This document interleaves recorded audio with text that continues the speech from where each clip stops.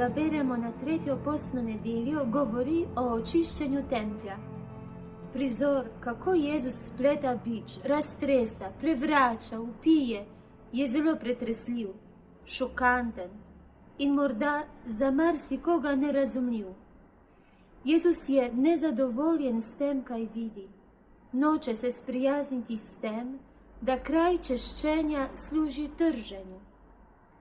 Zloraba templja ga boli do te mere, da se v njemu vžge ogenj. Iz hiše mojega očeta ne delajte tržnice. Gorečnost za očetovo hišo ga použiva. Tukaj lahko upravičeno rečemo, gorečnost za tvojo in mojo dušo ga použiva. Jezus gori v ljubezni do nas do te mere, da se za nas bori. V naših življenjih in v naših srcih želi vzpostaviti nov red. Včasih ta nov red pomeni, da je potrebno vse podreti. Tako kot se je zgodilo leta 73, ko so Rimljani porušili tempelj do tal. Lahko se zgodi, da bo moral Jezus ob vstopu v naše življenje marsikaj vreči ven, da bi s tem zaustavil naš duhovni propad, nas dejansko rešil in nam vrnil naše dostojanstvo. Tukaj se spomnim dogodka iz osnovne šole.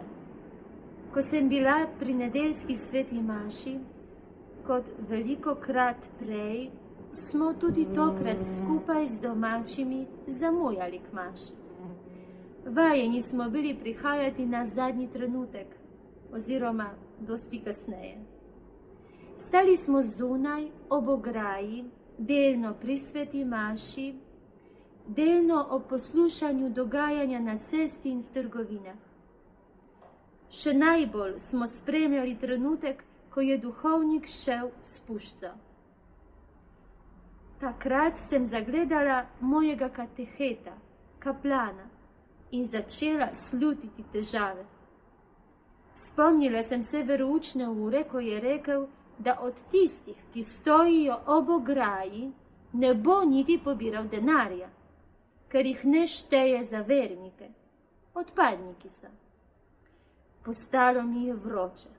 Še bolj, ko sem se zavedla, da gre kaplan naravnost k meni.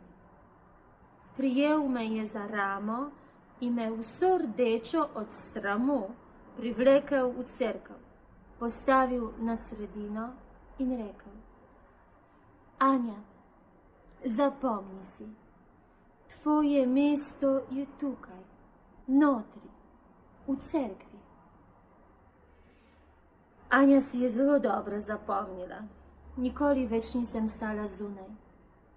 Ta sprememba mesta mi je pomagala, da sem začela drugače spremljati svetomašo. Končno sem videla oltar, duhovnika, stala sem blizu in poslušala. Ločila sem se od hrupa, celo od svoje družine in našla sem svoje mesto znotraj cerkve. Še ena misel. Ko Jezus nečemu napoveduje konec, naznanja obenem začetek nečesa novega. Naprimer, konec logike trgovanja, začetek logike darovanja iz ljubezni, konec kamnitega templja, začetek cerkve, ki je njegovo telo. Podrite ta tempelj in v 3 dneh ga bom postavil. Teh besed takrat niso razumeli ne prodajalci, ne farizeji in ne njegovi učenci.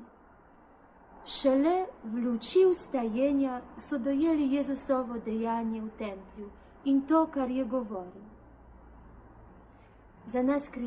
Za nas kristjane je to zelo pomembno. Dokler nam Sveti Duh ne da spoznati pomena dogodkov in znamenj, ostajamo v temi. Ne vidimo v Jezusu odrešenika, ne v bližnjem brata.